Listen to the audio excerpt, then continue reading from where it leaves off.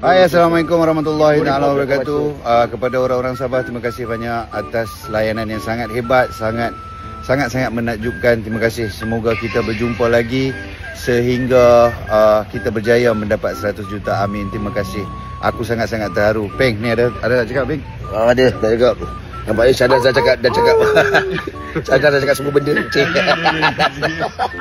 Terima kasih orang Sabah.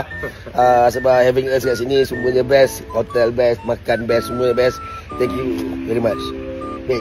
We love Sabah. We love Sabah. Yeah. Sini, kau cakap. Okay, we love Sabah and saya sebenarnya asal daripada Sabah. Saya rasa macam saya balik kampung bila saya jumpa orang kampung saya.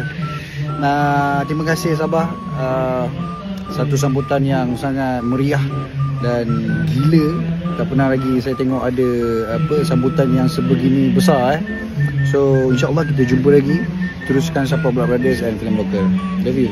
Ni Malik, korang punya Malik nak cakap. Si Malik, si Comel, si handsome. Hai guys. Lagi perempuan ni.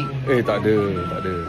Sebenarnya Bluetooth Malik tak kuat sangat dalam filem, tapi dah sampai ke Sabah ni, saya rasa dah connect dengan semua orang. Thank you so much. Terima kasih. Geli pula aku dengar. Aku tikam kau nak balik jam. Dah bagi kat Pablo. Okay, orang Sabah, thank you so much tau. Memang korang punya love another level lah. Sini paling mantap. Teruskan support Mantul. Teruskan support film Blood Brothers. Okay, bagi kita jangan cakap 100 juta. 100 juta. Let's go. Abi, want to talk something? Abi, I already said. Terima kasih everyone. Abi dah cakap dah apa yang dia cakap, which is Sabah is the best. Compared to Semenanjung, Sabah lebih menonton. So thank you so much for all your support. Alright. Okay guys. Okay, nah bukan nah. Report ni. Okay.